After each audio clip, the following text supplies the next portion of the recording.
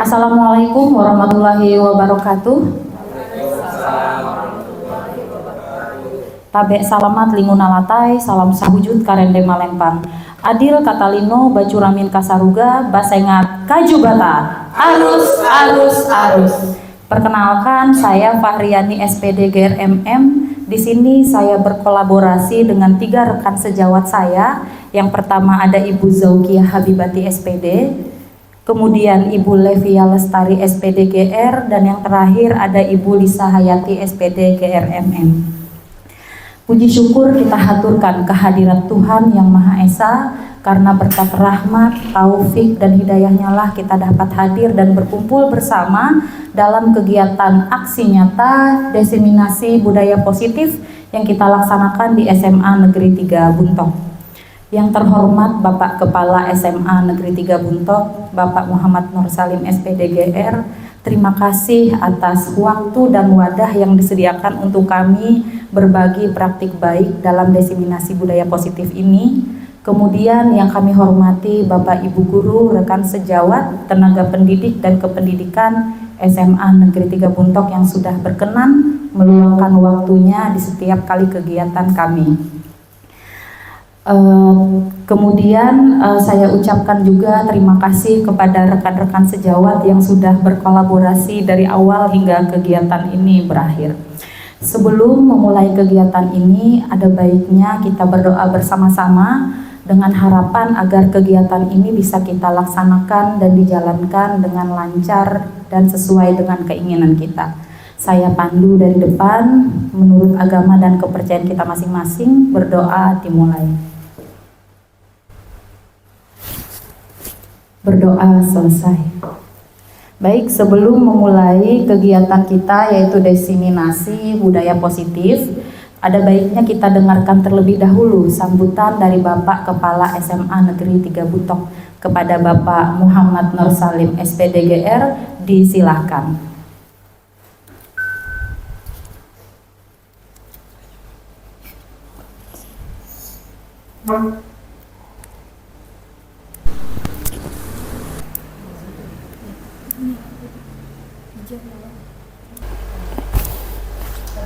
Assalamualaikum warahmatullahi wabarakatuh.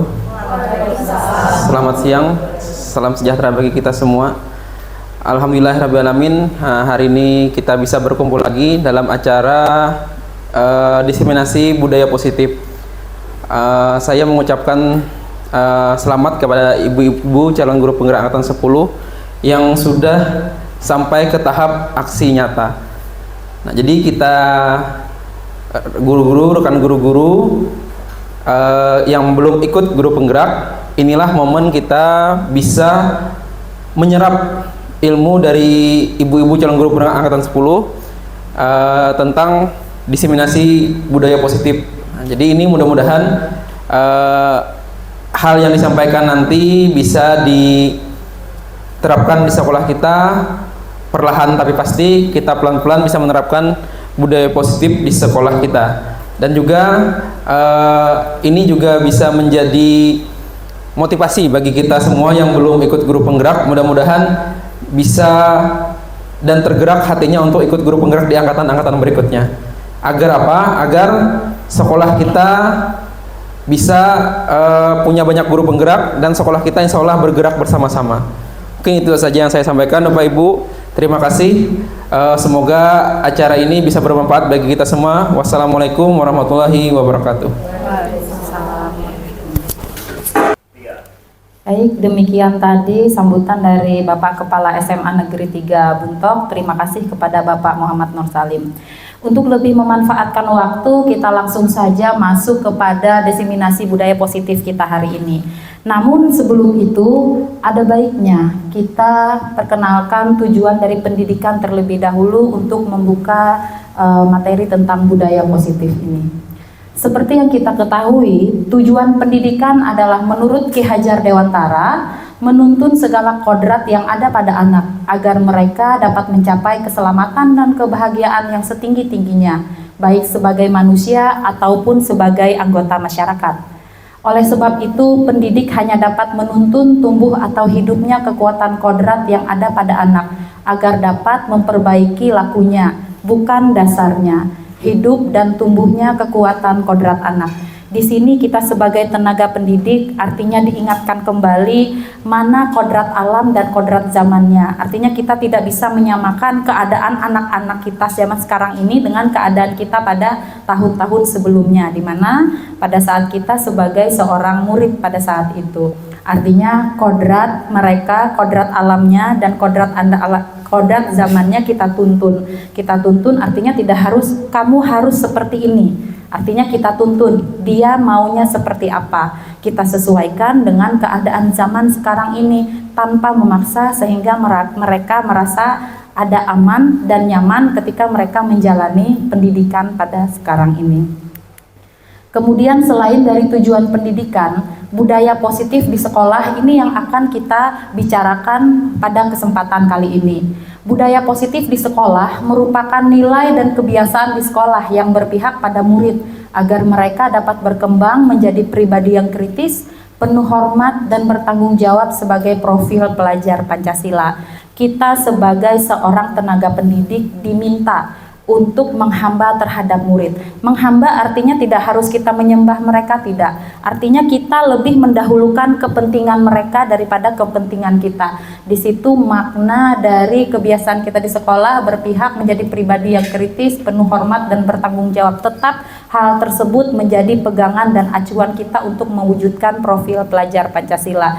Alhamdulillah Bapak Ibu di sekolah kita sudah ada salah satu contoh keberpihakan kepada murid, bisa kita lihat dalam pengelolaan sarana dan prasarana di sekolah kita. Salah satunya adalah terjaminnya kenyamanan siswa kita dalam proses belajar mengajar, baik dari segi sarana dan prasarananya. Kita sediakan alat pendingin bagi mereka agar mereka merasa lebih betah, meskipun di dalam kantor kita masih belum ada pendingin udara. Kemudian di sini adalah materi yang akan kita sampaikan nanti kepada Bapak Ibu sekalian. Di sini kami berkolaborasi, nanti akan menyampaikan materi ini secara bergantian, dimulai dari perubahan paradigma belajar, kemudian disiplin positif, kemudian kebutuhan dasar manusia, motivasi perilaku manusia, restitusi posisi kontrol kita sebagai seorang guru, keyakinan kelas, dan yang terakhir adalah segitiga restitusi. Dari materi yang akan kami sampaikan ini nantinya akan kami berikan sesi tanya jawab atau dialog bagi kita yang ingin membahas secara tuntas tentang materi konsep budaya positif ini. Langsung saja kita mulai materi yang pertama, yaitu perubahan paradigma belajar, di mana dalam pembangunan budaya positif sekolah dapat menyediakan lingkungan yang positif, kemudian aman dan nyaman agar siswa mampu berpikir, bertindak, dan menciptakan dengan merdeka, mandiri, dan bertanggung jawab. Nah, hal ini Bapak Ibu yang kita bilang seperti yang di pertemuan awal tadi, yaitu menciptakan suasana yang aman dan nyaman. Nah, jadi ketika mereka merasa aman dan nyaman, saya yakin mereka akan bisa berpikir secara positif, ringan hati untuk melaksanakan pendidikan pembelajaran di sekolah SMA Negeri 3. Kemudian yang kedua, disiplin ini sangat berkaitan dengan kontrol kita terhadap siswa. Nanti akan disampaikan oleh rekan sejawat kita tentang posisi kontrol kita sebagai guru yang ideal itu seperti apa. Nah, di sini ada sebuah simulasi singkat yang nanti juga akan dipraktikkan oleh salah satu rekan sejawat kita. Di sini ada gambar kepalan tangan Bapak Ibu. Anggap saja kepalan tangan ini adalah kepalan tangan kita sendiri sambil membayangkan hal-hal apa saja yang terdapat di dalam tulisan ini. Nanti akan dipraktikkan oleh teman sejawat saya. Apa yang akan kita lakukan? Bayangkan kita memiliki suatu benda yang berharga di dalam kepalan tangan kita ini, kemudian kepalan tangan tersebut harus dijaga sekuat tenaga. Nah, nanti akan dipraktikkan oleh teman saya. Saya lanjutkan. Di sini ada perubahan paradigma belajar. Menurut Dr. William Glasser, perubahan paradigma teori kontrol itu bisa diilusikan sebagai berikut. Yang pertama, ilusi guru mengontrol murid. Jadi bagaimana kita sebagai seorang guru untuk mengontrol murid, sebagai apa kita mengontrol murid kita, nanti akan dijelaskan lebih lanjut oleh teman sejawat kita. Kemudian yang kedua adalah ilusi bahwa semua penguatan positif dan efektif itu bermanfaat. Memang betul penguatan itu lebih positif dan lebih efektif serta bermanfaat untuk peserta didik kita. Kemudian yang ketiga, ilusi bahwa kritik dan membuat orang merasa bersalah dapat menguatkan karakter. Sebelumnya, sebelum mengikuti kegiatan proses guru penggerak ini, saya merasa bahwa diri saya ini adalah seorang guru yang sering membuat siswa merasa bersalah.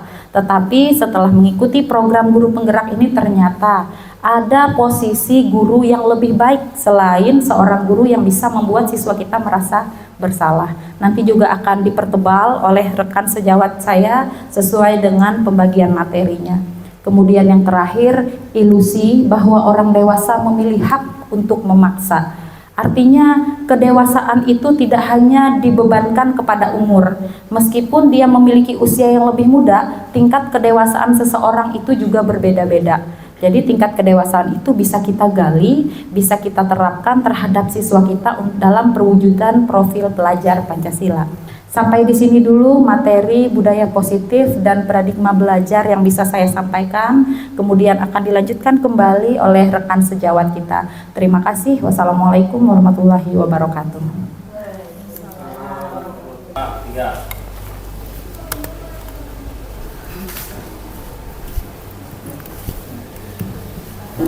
Baik, terima kasih kepada Ibu Fahriani yang sudah memberikan waktu dan kesempatan kepada saya untuk melanjutkan pemaparan materi pada diseminasi budaya positif pada kesempatan kali ini.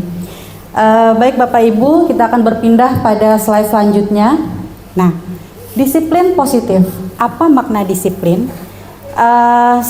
Saya yakin Bapak Ibu rekan sejawat di sini sudah mengetahui pada dasarnya apa itu disiplin. Nanti kita bahas sama-sama. Mungkin hanya pada implementasi dan pemahamannya saja, pengimplementasinya yang berbeda-beda. Oke.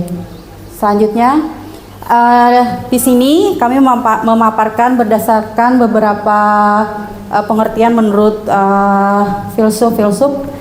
Yang pertama yaitu disiplin itu berasal dari bahasa Latin disiplina yang artinya belajar.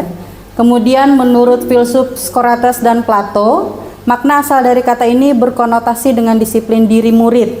Nah, jadi disiplin ini sebenarnya membuat orang untuk menggali potensi untuk menuju sebuah tujuan yang diyakini dan dipercayanya.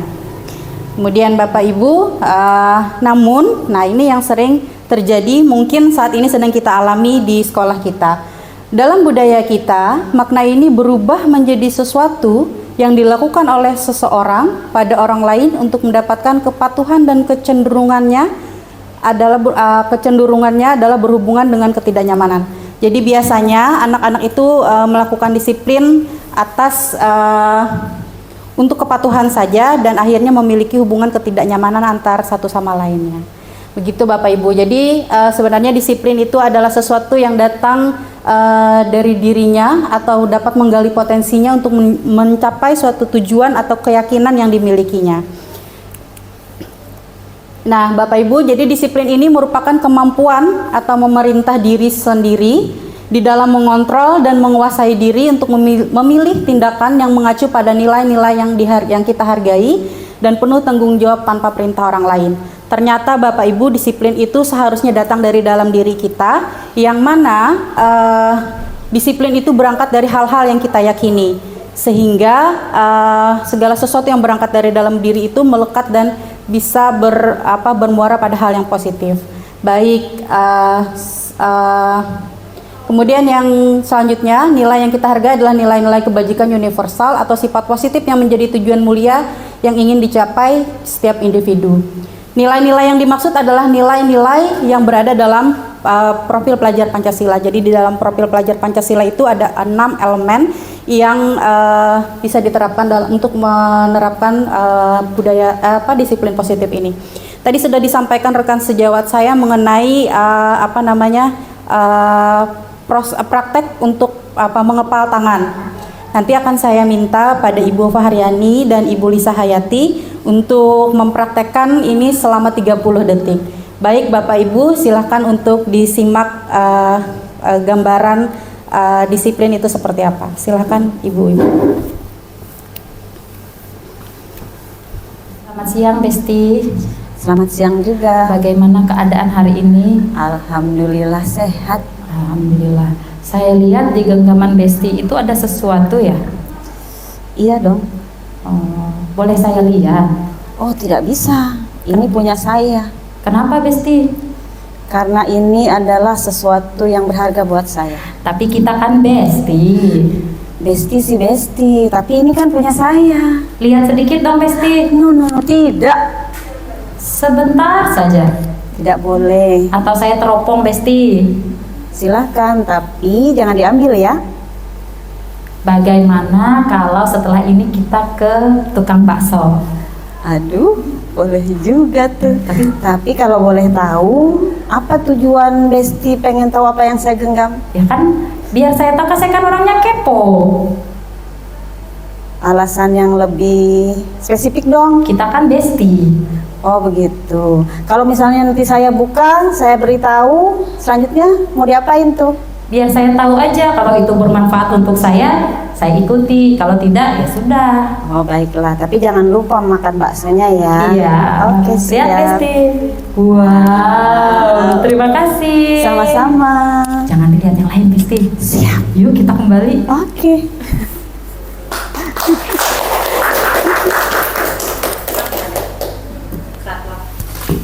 Cut.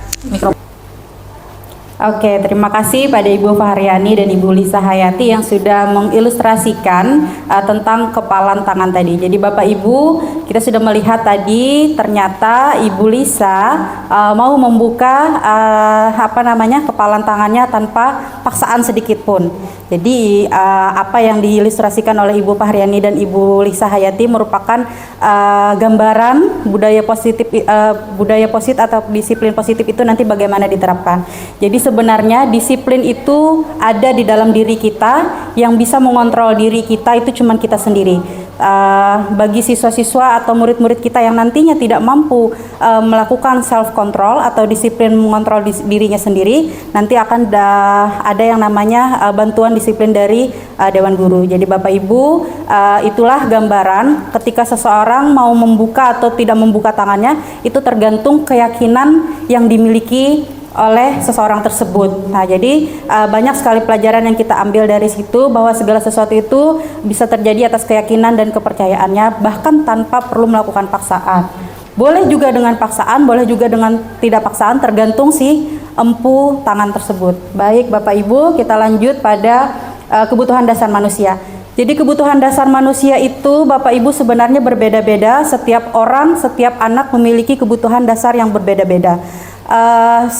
Pada hakikatnya setiap dari kita ini memiliki kebutuhan yang berbeda-beda, sehingga kita sebagai guru itu hendaknya melihat dari berbagai sudut pandang, tidak dengan kacamata kita sendiri saja. Nah, di sini realitas kebutuhan setiap individu pada dasarnya berbeda, seperti yang sudah saya sampaikan tadi. Kemudian kita harus memahami pandangan orang lain tentang dunia, karena setiap orang memiliki gambaran yang berbeda-beda. Mengapa orang itu melakukan kesalahan, mengapa anak itu melakukan hal-hal atau sesuatu, pasti mereka memiliki tujuan. Adapun hal-hal anak-anak yang misalnya kegiatan atau kesalahan anak yang mereka lakukan, pasti ada kebutuhan yang belum terpenuhi. Nah, sehingga dengan adanya materi ini kita belajar bersama kebutuhan apa saja yang harus dimiliki anak, dan kira-kira kebutuhan apa saja yang belum anak miliki, sehingga dia melakukan hal-hal yang menurut kita negatif. Baik Bapak Ibu, jadi adapun menurut Dr. William Glasser, beliau ini adalah seorang psikolog yang berdasarkan penelitiannya ada lima kebutuhan dasar manusia yang harus dipenuhi.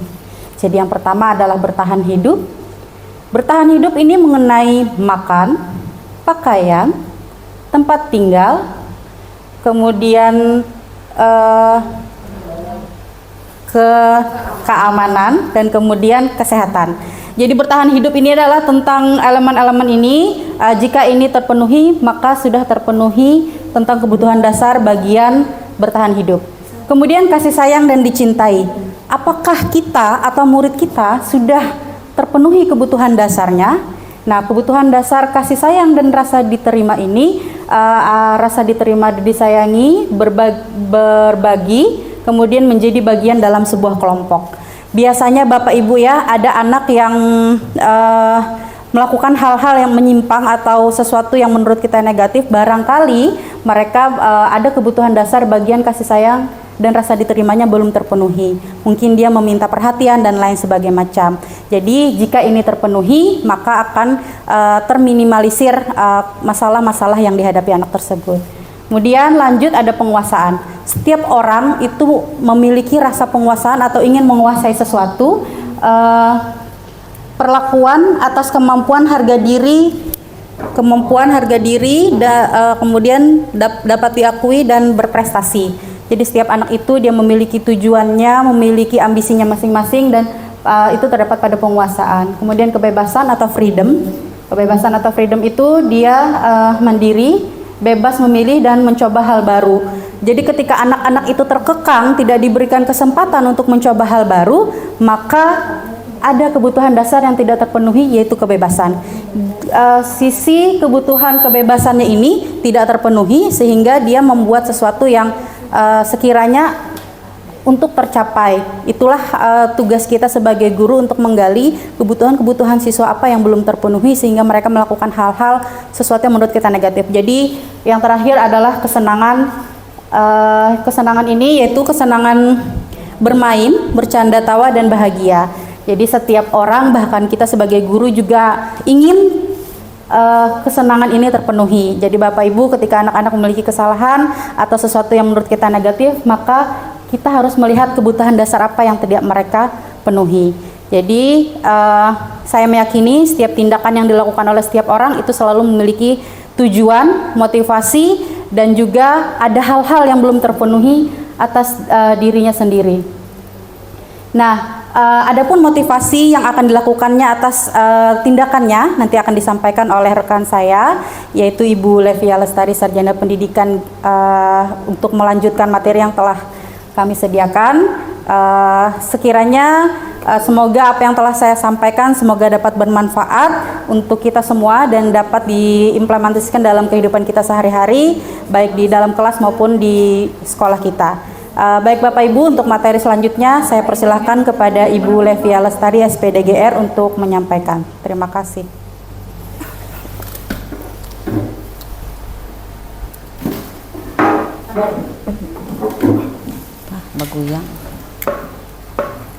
Terima kasih atas waktunya Ibu Jokia Habibanti yang telah memberikan waktunya untuk saya menjelaskan materi selanjutnya tentang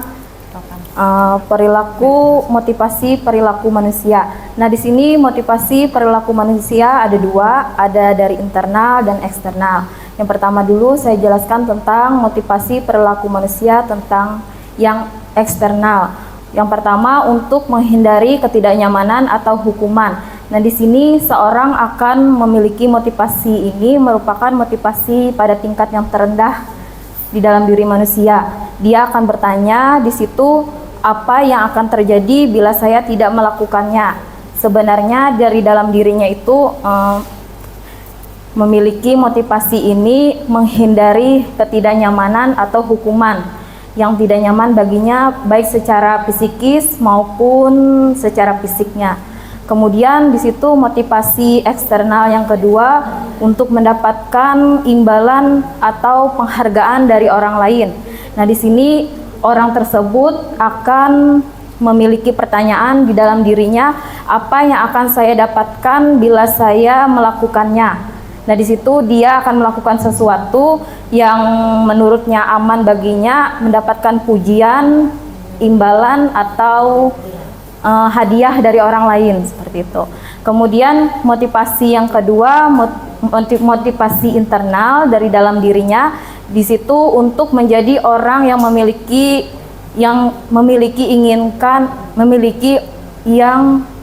untuk menjadi orang yang mereka inginkan dan menghargai diri sendiri dengan nilai-nilai yang mereka punya. Nah, di situ motivasinya dari dalam dirinya. Motivasi ini bisa menunjukkan disiplin positif bagi dirinya. karena berasal dari dalam dirinya, dari kesadaran dirinya. Di situ orang tersebut akan memiliki pertanyaan dari dalam dirinya, saya akan jadi orang seperti apa bila melakukannya, seperti itu. Kemudian selanjutnya ada teori hukuman, konsekuensi, dan restitusi. Hukuman adalah tindakan yang bersifat tidak terencana atau tiba-tiba. Anak tidak tahu apa yang akan terjadi atau tidak dilibatkan. Bersifat satu arah berupa fisik maupun psikis. Ya, biasanya hukuman ini dampaknya hanya untuk anak saja. Misalnya anak terlambat, hukumannya langsung kita kasih, misalnya membersihkan sampah atau apa seperti itu. Padahal anaknya tidak mengerti kesalahannya apa, mengapa terlambat, jadi kita tidak tahu masalahnya. Kemudian untuk yang kedua, konsekuensi adalah tindakan yang bersifat terencana atau disepakati, sudah dibahas dan disetujui oleh murid atau guru. Murid dibuat tidak nyaman untuk jangka waktu pendek. Nah, konsekuensi ini sudah direncanakan dengan anak. Misalnya kita dan guru sudah merencanakan, misalnya kamu terlambat besok lagi, konsekuensinya apa? Misalnya anak itu berjanji tidak terlambat lagi, akan bangun lebih cepat, itu. Kemudian selanjutnya restitusi adalah proses kolaborasi yang mengajarkan murid untuk mencari solusi sendiri dan membantu murid berpikir untuk memperbaiki kesalahannya. Selanjutnya, nah di sini ada konteks identitas gagal dan identitas berhasil. Kalau identitas gagal termasuk hukuman. Hukuman termasuk identitas yang gagal. Di situ sesuatu yang menyakitkan harus terjadi bagi anak. Kemudian kalau identitas yang berhasil ada konsekuensi dan restitusi. Di situ sesuatu yang harus terjadi, dan untuk restitusi merupakan pilihan. Kemudian yang kedua, tidak nyaman untuk murid dalam jangka waktu yang panjang, itu tadi hukuman. Untuk konsekuensi, tidak nyamannya untuk murid untuk dalam jangka waktu pendek. Kemudian restitusinya menguatkan untuk murid dalam jangka waktu panjang. Jadi yang lebih idealnya di sini yang digunakan sanksi dan restitusi. Nah, di sini restitusi ada posisi kontrol guru. Ada 5 posisi kontrol guru. Yang pertama, penghukum, pembuat rasa bersalah, teman, pemantau, dan manajer. Semakin tinggi tingkatannya, semakin ideal gurunya. Nah, di sini untuk yang penghukum. Untuk yang penghukum, guru yang berposisi ini beranggapan bahwa sekolah memerlukan alat untuk bisa menekan siswa untuk bisa mengikuti aturan yang berlaku. Penghukum, hukuman yang diberikan baik berupa secara fisik maupun verbal, merupakan alat untuk mendisiplinkan siswa saat berada di lingkungan sekolah. Kemudian umumnya guru di posisi ini selalu mengatakan kata-kata yang mengancam agar pembelajaran dianggap bisa berhasil bagi gurunya. Guru-guru yang menerapkan posisi penghukum akan berkata, patuhi aturan saya atau awas. Kemudian kamu selalu saja salah. Nah, di situ ciri khas dari penghukum adalah nada suaranya yang tinggi, bahasa tubuhnya dengan mata melotot dan jari menunjuk-nunjuk dan menghardit seperti marah-marah itulah. Selanjutnya yang kedua, posisi kontrol guru, pembuat rasa bersalah. Nah, di sini pada posisi ini cenderung guru mengeluarkan kata-kata yang jauh lebih lembut dibandingkan pada posisi penghukum yang tadi. Di sini walau begitu, kata-kata yang diterapkan, yang diucapkan ini akan membuat siswa menjadi merasa bersalah. Tidak nyaman, merasakan dirinya rendah, tidak berharga, bahkan mengecewakan orang lain. Itu perasaan murid. Kalimat yang diungkapkan guru pada posisi ini biasanya akan membuat siswa untuk berpikir tentang dirinya ataupun dampak bagi orang lain atas perbuatan yang dilakukannya. Nah, di sini kata-kata yang keluar dengan lembut akan seperti contohnya, ibu sangat kecewa sekali dengan kamu. Seperti itu. Kemudian yang kedua lagi contohnya, berapa kali ibu harus memberitahu kamu ya, seperti itu. Gimana coba kalau orang tua kamu tahu kalau kamu berbuat salah begini. Lembut tetapi membuat siswa merasa bersalah. Selanjutnya, di posisi ini murid akan memiliki penilaian diri yang buruk tentang diri mereka. Murid merasa tidak dihargai dan telah mengecewakan orang-orang disayanginya. Ciri khas dari pembuat rasa bersalah ini adalah nada suaranya memelas, halus dan sedih. Kemudian bahasa tubuhnya merapat pada anak dan terlihat lesu. Ini selanjutnya posisi guru pada posisi teman. Pada posisi ini guru tidak akan menyakitkan murid, justru dengan posisi ini guru bisa melakukan kontrol agar bisa mengendalikan dan mengarahkan perilaku atau tindakan siswa. Namun begitu, pada posisi ini memiliki dampak positif dan negatif. Dampak positifnya, siswa akan merasa dihargai dan mau melakukan apa yang diperintahkan guru karena dia merasa gurunya sebagai teman. Namun begitu, dampak negatifnya, siswa bisa saja sedih ketika guru yang dianggap teman itu ternyata tidak membantu dirinya. Di sini kata-katanya, kalau guru berposisi pada posisi teman, di sini ayo bantulah demi ibu ya, seperti itu. Kemudian ayo ingat tidak bantuan ibu selama ini. Atau lagi berkata, ya sudah, kali ini tidak apa-apa, nanti ibu bantu bereskan, seperti itu. Kemudian ciri khas posisi kontrol guru adalah nada suaranya ramah, akrab dan bercanda. Bahasa tubuhnya merapat pada siswa, mata dan senyum jenaka, seperti itu. Kemudian posisi yang keempat ada posisi sebagai pemantau. Di sini guru sebagai posisi pemantau akan memonitor atau mengawasi setiap tingkah laku siswa saat di sekolah berdasarkan ketentuan atau peraturan yang berlaku. Karena itu, guru di posisi ini akan bertindak sesuai aturan atau kesepakatan yang ada, sehingga dapat memisahkan hubungan pribadi dengan siswa. Saat bertindak sebagai posisi pemantau, guru akan melakukan pencatatan daftar cek ataupun lainnya yang digunakan sebagai bukti terhadap tindakan yang dilakukan siswa. Pertanyaannya biasanya guru pada posisi ini peraturannya apa? Kemudian apa yang telah kamu lakukan?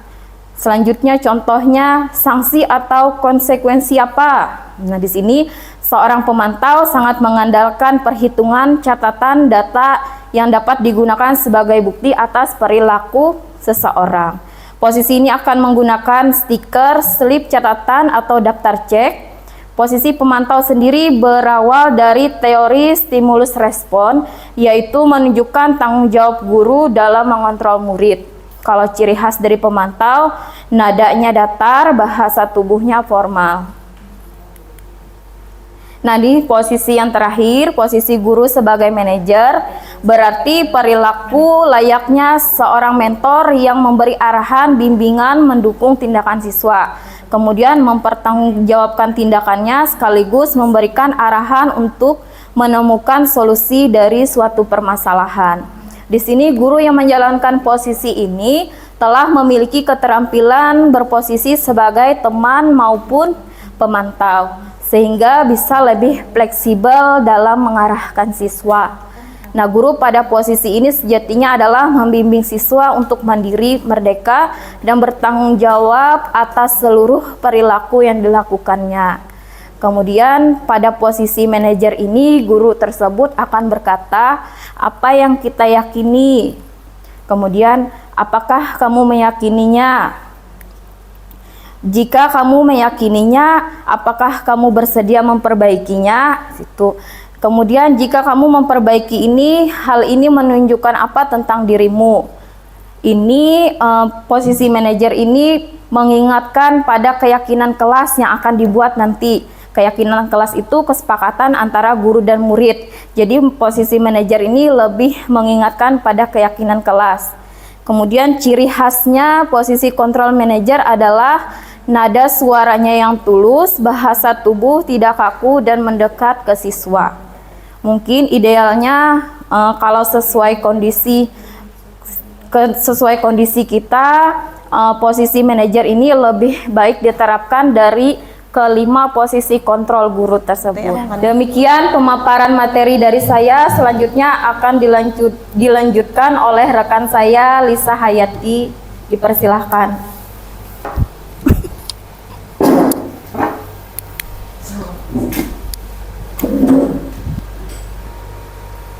Baiklah, kita lanjutkan ke materi yang berikutnya, yaitu keyakinan kelas. Keyakinan kelas adalah nilai kebajikan atau prinsip universal yang disepakati secara bersama-sama antara guru dan murid, terlepas dari perbedaan suku, agama, negara, dan bahasa. Seperti yang dikatakan oleh Diani Gosen, bahwa suatu keyakinan akan lebih memotivasi seseorang dari dalam. Seseorang akan lebih bersemangat untuk menjalankan keyakinannya daripada hanya sekedar mengikuti aturan. Jadi Bapak Ibu, seseorang akan melakukan sesuatu jika hal itu berdasarkan dengan keyakinannya sendiri, maka dia akan dengan sukarela, dia akan ikhlas untuk melakukan itu tanpa ada paksaan orang lain. Nah, di sini terlihat bahwa ada perbedaan antara peraturan dan keyakinan kelas. Jadi Bapak Ibu bisa mencek dari tabel ini, selama ini kita sudah menerapkan apa, apakah peraturan atau termasuk ke dalam keyakinan kelas. Nah, di tabel ini terlihat perbedaan dari peraturan dan keyakinan kelas tersebut. Seandainya suatu peraturan, kita akan membuat sesuatu itu secara spesifik. Misalnya nih, Bu Atun besok tidak boleh pakai baju batik ya, gitu. Itu suatu peraturan. Tetapi kalau kita membuat suatu keyakinan kelas, itu kita lebih ke bahasa yang universal. Bu Atun besok kita pakai baju apa ya, gitu. Jadi Bu Atun sudah tahu sebenarnya bahwa kita sudah membuat satu kesepakatan bahwa baju yang kita pakai besok itu baju apa, begitu. Kemudian selanjutnya, pembentukan keyakinan kelas itu Bapak Ibu ada tahapannya. Tetapi sebelum kita masuk ke tahapan itu, kita lihat dulu sebenarnya pembentukan keyakinan kelas itu seperti apa sih, gitu. Jadi pembentukan keyakinan kelas itu bersifat lebih abstrak daripada peraturan. Jadi dia lebih universal bahasanya dipakai, tidak spesifik ke satu materi saja. Kemudian dia pernyataannya dibuat dalam bentuk positif, tidak boleh ada ancaman ya. Hei Bu Damai, tidak boleh tidur pada saat jam belajar, nggak boleh begitu ya. Kemudian tidak terlalu banyak sehingga mudah diingat. Jadi universal maksudnya kalau misalnya kita membahas tentang sakit gigi, tidak perlu kalau tidak mau sakit gigi tidak boleh makan permen, tidak boleh seperti itu. Itu masuk ke dalam peraturan. Tetapi ketika dia jadi keyakinan kelas, lebih kepada menjaga kesehatan. Kemudian sebaiknya sesuatu yang dapat diterapkan di lingkungan tersebut. Jadi Bapak Ibu harus menyesuaikan siswa kita seperti apa, peserta didik yang kita hadapi itu seperti apa. Jangan dibandingkan tempat kita dengan tempat orang lain. Kemudian bersedia meninjau kembali keyakinan kelas dari suatu waktu ke waktu. Jadi ketika kita sudah menyepakati keyakinan kelas itu, kita harus mengevaluasi kembali apakah di masa berikutnya keyakinan kelas itu masih bisa dipakai atau tidak, tergantung kesepakatan antara guru dan murid di dalam kelas. Nah, setelah itu masuk ke materi segitiga restitusi. Seharusnya ketika melihat materi ini sangat menarik sekali Bapak Ibu untuk kita selaku tenaga pendidik. Di mana segitiga restitusi merupakan proses yang dijalankan guru atau orang tua untuk dapat menghasilkan murid yang mandiri dan bertanggung jawab. Jadi dari makna itu berarti dapat kita simpulkan bahwa sebenarnya segitiga restitusi itu tidak hanya berlaku di sekolah saja, bahkan di rumah pun Bapak Ibu bisa menerapkan segitiga restitusi ini. Yang penting Bapak Ibu tahu tahapan-tahapan seperti apa segitiga restitusi tersebut, karena seyogyanya siswa yang berada di sekolah itu sama saja dengan anak yang ada di rumah gitu. Jadi kita harus menganggap siswa di sekolah itu seperti kita memperlakukan anak kita di rumah. Di mana restitusi bukanlah untuk penebusan kesalahan, tetapi melainkan sebuah proses untuk menciptakan suatu kondisi bagi murid untuk memperbaiki kesalahan yang mereka lakukan sehingga bisa kembali pada kelompok mereka dengan karakter yang kuat.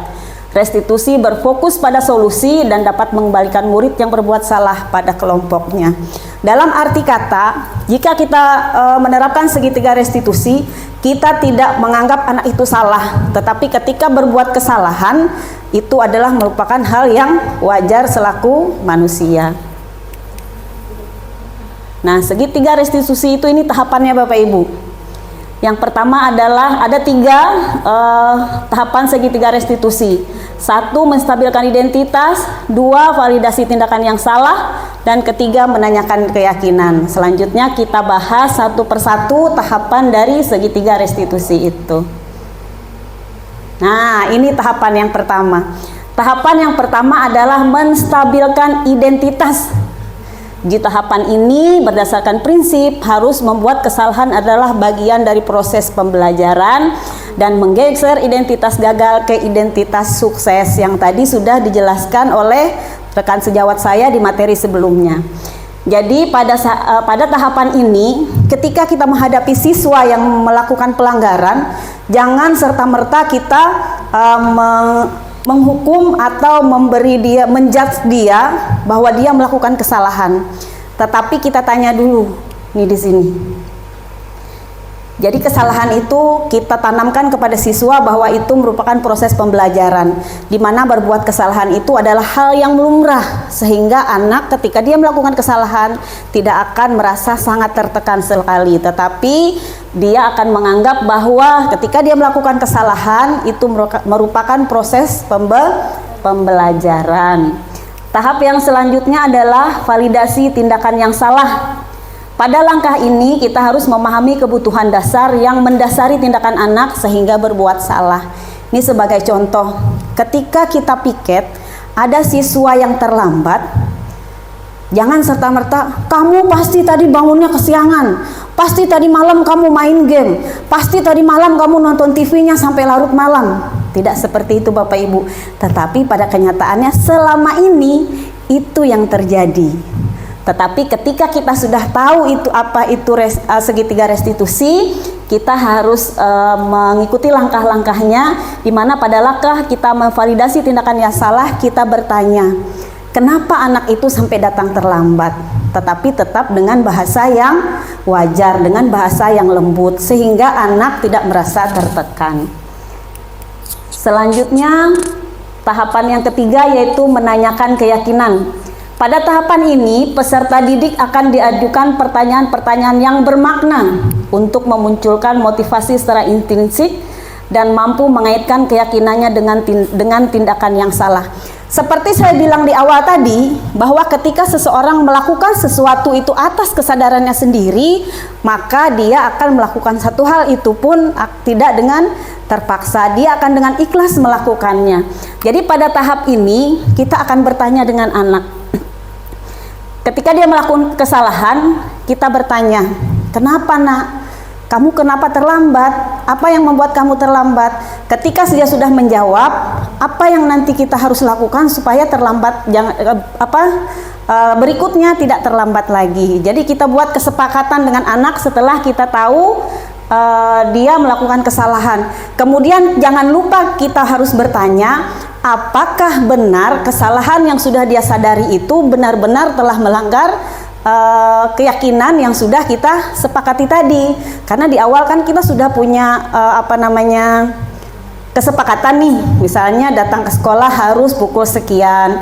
Jadi dia sudah mengiyakan dan kita pun sudah menyepakati itu, sehingga ketika dia melakukan kesalahan ini, melakukan sebuah kesalahan, dia akan menyadari, oh iya ternyata saya salah. Dan jangan lupa juga ketika sudah mendapatkan pengakuan dari si anak, kita harus mencari jalan keluarnya. Misalnya supaya besok tidak terlambat lagi, kamu harus bagaimana ya gitu. Akhirnya biarkan dia sendiri yang mencari solusinya. Oh iya Bu, berarti besok saya harus tidurnya lebih cepat. Kemudian besok saya harus menyiapkan peralatan sekolah lebih cepat. Kemudian besok saya harus minta tolong siapa gitu. Bapak Ibu boleh bertanya, di rumah itu ada siapa gitu. Misalnya dia tinggal bersama bapak, ibu, kakak, adiknya. Orang-orang yang berada di rumah itu bisa kita jadikan sebagai salah satu solusi supaya dia tidak melakukan kesalahan itu lagi. Misalnya dengan ibunya, boleh kita nanti menghubungi orang tuanya supaya kita memberitahu supaya anak ini tidak terlambat lagi. Oh, si ibu harus mengingatkan, membangunkan anaknya lebih pagi. Baiklah Bapak Ibu, demikianlah materi yang bisa saya sampaikan. Terima kasih atas perhatiannya. Selanjutnya saya serahkan kepada moderator, kepada Ibu Pahriani. Akhir kata, wabillahi taufik wal hidayah. Wassalamualaikum warahmatullahi wabarakatuh. Baik, terima kasih Ibu Lisa, Ibu Zaugia, dan juga Ibu Lestari. Memang Bapak Ibu, materi restitusi ini adalah materi yang paling sangat berkesan, terutama bagi saya pribadi, di mana materi ini memang banyak sekali mengubah kebiasaan yang sebelumnya terdapat pada diri saya. Salah satunya seperti yang saya bilang pada bagian awal tadi, yaitu saya adalah seorang guru yang membuat siswa merasa bersalah. Jadi melalui pendidikan guru penggerak ini, saya melalui diri saya pribadi, semoga teman-teman juga bisa tergerak untuk mengikuti perubahan-perubahan yang ada di dalam materi kita ini untuk menjadi pribadi yang lebih baik lagi, untuk menjadi seorang guru manajer cita-citanya. Kemudian segitiga restitusi ini adalah salah satu solusi terbaik untuk kita dalam menangani berbagai macam kasus yang dihadapi oleh siswa. Acara selanjutnya yaitu sesi tanya jawab. Di sini saya berikan beberapa kesempatan untuk rekan-rekan sejawat seandainya ada hal yang perlu diperjelas lagi atau hal yang perlu ditanyakan ataupun umpan balik dari rekan-rekan sejawat. Baik, saya beri kesempatan apakah ada hal yang ingin ditanyakan ataupun umpan balik tersebut, Bapak Ibu? Silahkan Ibu Hayatun Nurrahmi. Ya, terima kasih. Di sini tadi untuk materi yang disampaikan oleh pemateri ada membahas tentang 5 posisi kontrol guru. Yang saya ingin tanyakan dari yang sudah Anda jelaskan, posisi kontrol apa yang paling ideal untuk dimiliki seorang guru dengan karakter sekolah yang kita punya saat ini. Terima kasih. Assalamualaikum warahmatullahi wabarakatuh. Ya, terima kasih Ibu Hayatun Nurrahmi. Baik, dari rekan-rekan ada yang mau menjawab? Ya, permisi Ibu Hayatun. Silahkan Ibu Zaugia Habibati untuk menjawab pertanyaan dari Ibu Hayatun Nurrahmi. Bismillah. Ya, terima kasih Ibu Hayatun Nurrahmi sudah menanyakan tentang posisi kontrol guru. Jadi tadi telah disampaikan oleh rekan saya bahwa posisi kontrol guru itu ada 5 ya Bu ya. Kayak ada penghukum, ada pembuat rasa bersalah, kemudian ada pemantau dan manajer. Nah, pertanyaan Ibu Hayatun adalah posisi mana yang bagus atau yang ideal yang seharusnya seorang guru itu miliki. Kalau berdasarkan apa yang telah kami pelajari pada pendidikan guru penggerak angkatan 10 ini Bu, posisi yang paling ideal dan yang paling baik itu adalah manajer. Sehingga posisi ini nanti akan berkesinambungan dengan proses segitiga restitusi dan pembuatan keyakinan kelas. Mengapa manajer? Kalau kita flashback lagi, tadi sudah disampaikan oleh rekan saya tentang penghukum. Penghukum itu artinya nanti ketika siswa melakukan kesalahan lagi, dia hanya taat ketika diberikan hukuman atau takut ketika diberikan hukuman saja. Berbeda dengan posisi manajer, di mana dia menggali informasi atau kesalahan-kesalahan yang benar-benar datang dari murid sehingga murid tersebut menyadari, sehingga terciptalah Bu yang namanya budaya positif atau segala sesuatu positif yang datang dari diri mereka. Dengan memiliki posisi kontrol manajer ini, guru bisa mengontrol atau pada posisi manajer ini guru bisa mengontrol muridnya sehingga kesalahan-kesalahan yang dibuat oleh murid itu bisa disadarinya secara intrinsik. Artinya kemudian nanti berkesinambungan dengan yang namanya restitusi atau segitiga restitusi. Dengan kesalahan yang disadarinya, maka dia akan dapat menyelesaikan itu dengan memberikan solusi atas dirinya sendiri. Jadi guru itu hanya memberikan pandangan, kemudian bagaimana dia menyelesaikan dan kesalahan apa yang telah dia buat, tanpa menghakimi, tanpa menjudge, karena telah teman saya sampaikan juga bahwa kesalahan itu adalah proses dari pembelajaran. Jadi setiap orang itu wajar membuat kesalahan, tidak perlu perlu dijudge, tidak perlu dicari siapa yang bersalah. Yang perlu dicari dan diselesaikan adalah bagaimana hal ini ketika terulang bisa diselesaikan, dan semoga harapannya tidak bisa diulangi lagi oleh siswa tersebut. Demikian Ibu yang dapat kami sampaikan mengenai posisi yang paling ideal yang harus dimiliki oleh seorang guru. Sekiranya ada pertanyaan atau hal yang belum bisa dipahami atau dimengerti, boleh nanti ditanyakan lagi. Baik, terima kasih. Saya kembalikan kepada moderator. Ya, terima kasih kepada Ibu Zohia Habibati. Bagaimana Ibu Hayatul Rahmi? Iya, terima kasih. Seperti yang sudah tadi kami sampaikan, Bu, bahwa posisi manajer ini adalah posisi idaman, posisi impian yang ingin kita tuju. Meskipun sebelumnya posisi manajer ini adalah posisi yang jauh untuk saya capai. Saya merasa adalah saya seorang guru yang membuat rasa bersalah, baru di posisi 2. Artinya ada beberapa tahapan yang harus saya kejar untuk menjadi posisi manajer tersebut. Terima kasih. Kemudian apakah rekan-rekan yang lain ada hal yang mau ditanyakan kembali? Silahkan Pak Prajanova. Permisi, mikrofonnya Ibu Zalkina.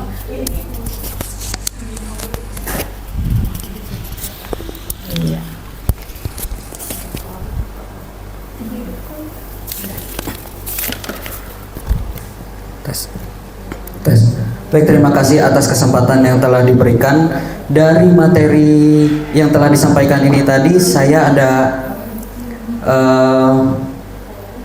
pertanyaan tentang masalah yang segitiga restitusi tadi. Nah, itu kan ada beberapa tahapan tuh. Nah, yang saya ingin tanyakan yaitu adalah, bolehkah segitiga restitusi dijalankan tidak sesuai dengan tahapannya? Terima kasih. Baik, terima kasih Pak Prajanova. Bagaimana rekan-rekan sejawat saya, siapa yang mau memperjelas mengenai segitiga? Ya, permisi. Ya, silahkan Ibu Lisa Hayati mengenai tahapan atau proses segitiga restitusi yang ditanyakan oleh Pak Prajanova. Baik, terima kasih atas kesempatan yang diberikan. Mohon izin Bapak Ibu, saya menanggapi, menjawab tidak mesti benar ya Bapak Ibu, tetapi nanti akan ada umpan balik dari Bapak Ibu tentang apa yang saya sampaikan. Berdasarkan dengan ilmu yang kami terima pada pendidikan guru penggerak, tahapan segitiga restitusi ini Bapak harus sesuai dengan tahapan yang dijalankan. Kenapa? Karena berdasarkan penelitian tahapan-tahapan ini sudah sesuai dengan aturannya. Jadi kalau nanti yang tahapan ketiga kita majukan ke tahapan pertama, nanti dia tidak akan melewati tahapan-tahapan yang seharusnya. Seperti yang pertama itu menstabilkan identitas. Jadi siswa harus mendatangi kita pada tahapan ini, dia tidak merasa tertekan dulu. Supaya apa Pak? Supaya nanti ketika kita menanyakan satu hal dengan dia akan menjelaskannya dengan lugas. Dia akan bisa santai, merasa nyaman, di mana kenyamanan dari seorang peserta didik itu merupakan tujuan pendidikan dari Bapak Ki Hajar Dewantara. Tahap yang kedua, validasi tindakan yang salah. Kita tidak akan bisa menjudge anak, dia salah kalau kita tidak bertanya dulu kenapa dia melakukan kesalahan itu. Nah, ketika kita sudah memberikan dia kenyamanan, kita sudah bertanya kenapa dia melakukan itu, kita bisa mengembalikan lagi ke dia apakah dia sudah meyakini bahwa apa yang dia lakukan itu salah dan dia sudah melanggar sesuatu yang sudah kita sepakati bersama, begitu Pak. Tapi kalau nanti tidak sesuai tahapannya, ketika dia datang Bapak langsung, kenapa kamu terlambat, kenapa bla bla bla bla. Nah, akhirnya kan nanti anak tidak akan merasa nyaman Pak. Jadi jawaban dari pertanyaan Bapak adalah tahapan segitiga restitusi ini harus dilaksanakan sesuai dengan tahapannya. Demikian Bapak atas apa yang bisa saya sampaikan. Kalau misalnya nanti ada hal-hal yang kurang berkenan atau ada yang tidak lebih jelas, kita bisa perjelas nanti di sesi berikutnya. Terima kasih, saya kembalikan ke moderator. Terima kasih Ibu Lisa Hayati. Bagaimana Bapak Prajanova, apakah bisa diterima pemahaman yang diberikan oleh Ibu Lisa Hayati? Iya, terima kasih. Segitiga restitusi ini Bu Lisa adalah sebuah tahapan yang sebaiknya kita lakukan secara bertahap sesuai dengan sesuai dengan tahapan-tahapannya. Tujuan yang utama adalah membuat siswa merasa aman, nyaman. Nah, jadi semua materi yang sudah disampaikan ini adalah tujuannya membuat siswa merasa aman dan nyaman. Baik Bapak Ibu, bukannya saya mau membatasi pertemuan kita hari ini, tetapi karena waktu yang sudah disediakan itu sudah cukup. Seandainya nanti ada pertanyaan ataupun hal sharing yang perlu kita diskusikan bersama, bisa kita lakukan nanti pada saat pertemuan-pertemuan kita berikutnya di sekolah di luar jam pembelajaran kita. Makanya sesi tanya jawab ini hanya saya berikan satu sesi untuk 2 orang penanya. Itu saja yang bisa saya sampaikan kepada rekan-rekan guru, tenaga pendidik, dan kependidikan. Akhir kata, demikian diskusi dan juga diseminasi budaya positif yang bisa kami sampaikan kepada rekan sejawat guru dan tenaga kependidikan di SMA Negeri 3. Semoga apa yang sudah kami sampaikan bersama-sama ini bisa memberikan manfaat dan perubahan yang lebih baik untuk sekolah kita pada khususnya. Akhir kata, wassalamualaikum warahmatullahi wabarakatuh. Salam guru penggerak, bergerak, tergerak, menggerakkan.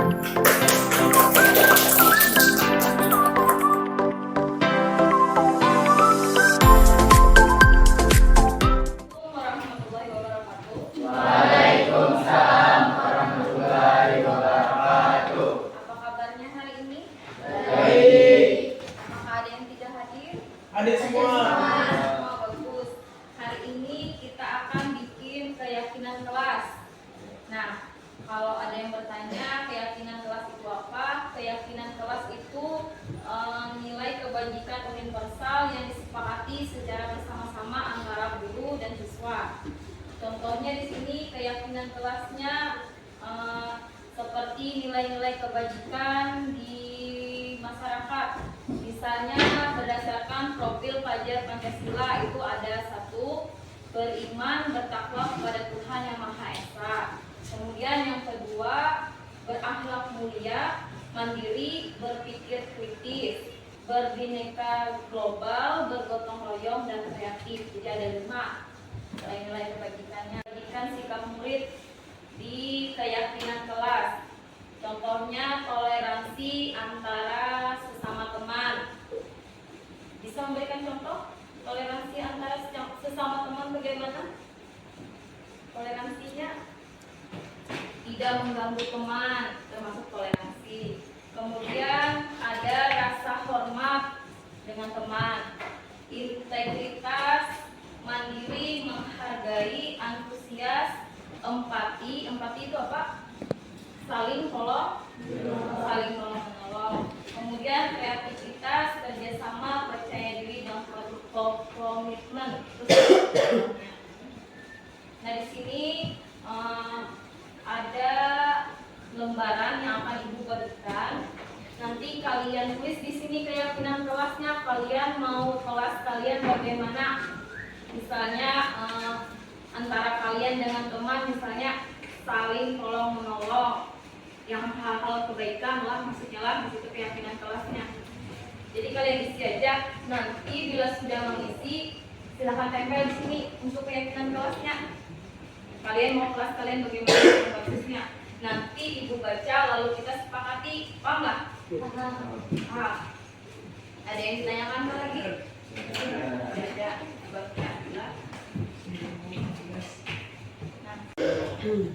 Nanti ditempel di situ satu-satu. Kalian maunya kalian maunya sesama teman bagaimana? Dengan guru, dengan ibu bagaimana? Jadi nanti kita sepakati.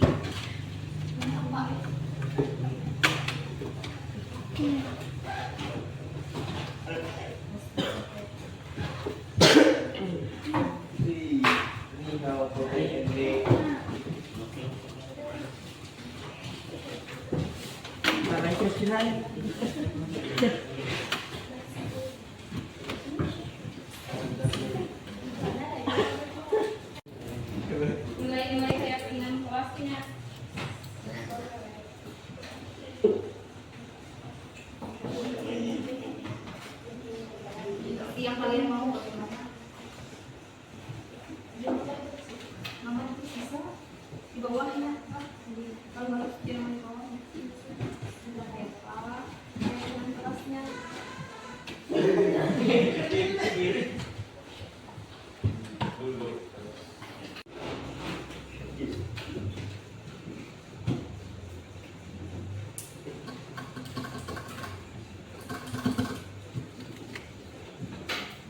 Seperti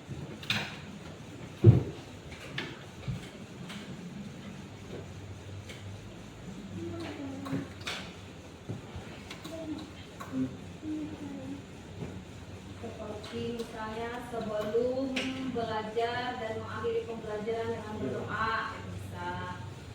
Nah, itu beriman dan bertakwa kepada Tuhan Yang Maha Esa. Dalam kejujuran bisa. Apa yang kalian mau?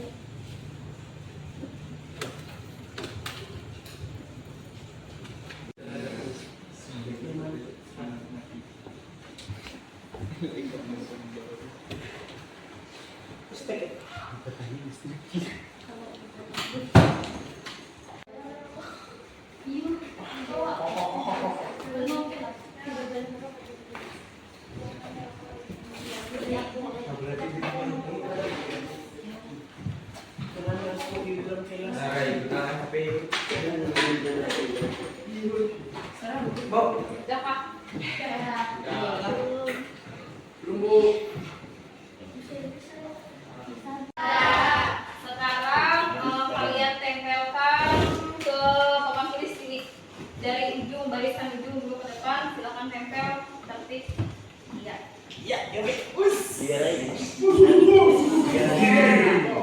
Selanjutnya.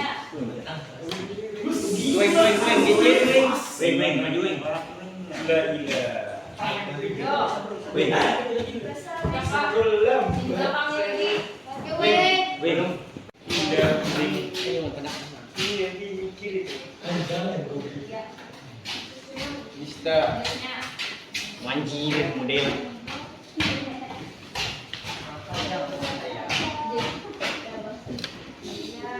Lanjut. Siap, No. Siap no.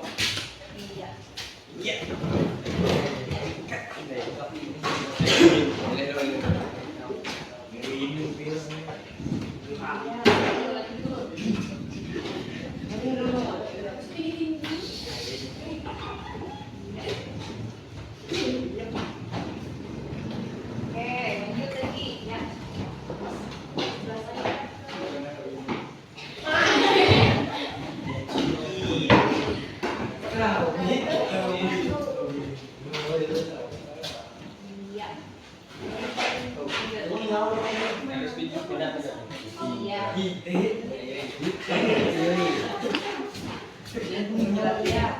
Silakan selesai. Oke. Yuk.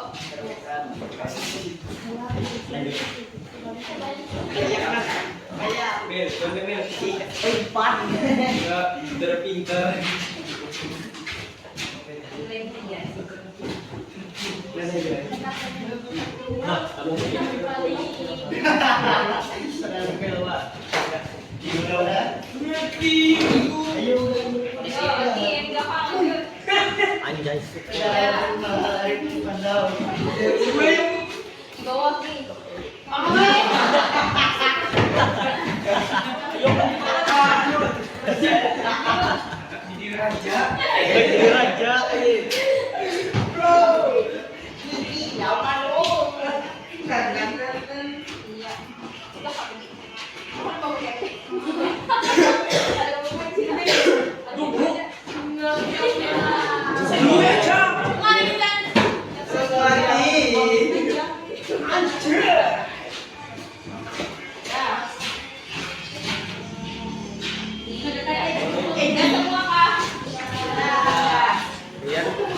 Kesepakatan kelasnya sudah ditempel, kita baca.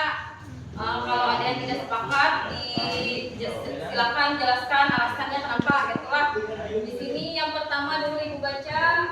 Saya ingin seluruh siswa berkompetensi untuk bisa menjadi lebih baik dalam akhlak, akademis dan non akademis serta ingat selalu untuk mematuhi aturan yang ada di kelas dan di sekolah. Setuju? Setuju. Kemudian yang kedua, sebelum pelajaran dimulai melaksanakan tugas piket terlebih dahulu. Setuju. Kemudian yang ketiga, membuang sampah pada tempatnya. Ya, setujulah. Jadi kali lo Ini keyakinan kelas yang harus disepakati. Bila mengingkari ada konsekuensinya gitu. Paham nggak? Paham. Kemudian selanjutnya tidak membuli teman dengan tangan apa nih? Tidak membuli teman dan tangan melawan guru. Jangan. Tidak membuli teman dan jangan melawan guru. Ya, Deal. Kemudian kalau diberi guru tugas harus dikerjakan, jangan membuli teman, sama.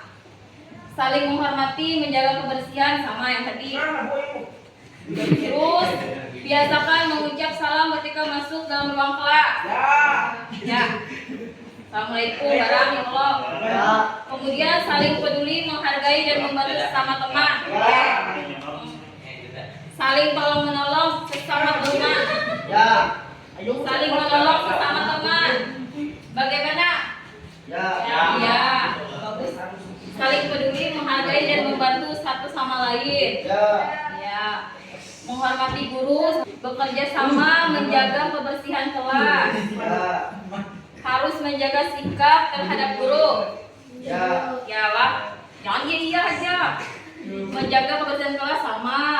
Membiasakan bersikap jujur, tidak mengejek atau menghina orang lain. Sama yang membuli tadilah. Membiasakan bersifat jujur, tidak mengejek dan menghina orang lain. Oke. Sopan santun di dalam kelas, berperilaku baik terhadap teman dan guru. Bagus. Selalu mematuhi peraturan sekolah. Nah, ingat nih, pakai sepatu, ingat. Selalu berakhlak baik dengan guru dan sopan. Ya, baik. Menghormati guru yang sedang mengajar. Ya. Bagaimana kesepakatan kelasnya? Siap. Berarti sepakatlah inilah. Bila ada yang mengingkarinya akan dapat sanksi atau konsekuensi. Ya, sampai di sini dulu keyakinan kelas kita. Semoga kalian konsisten dalam melaksanakannya. Untuk kegiatan hari ini, Ibu ucapkan wassalamualaikum warahmatullahi wabarakatuh.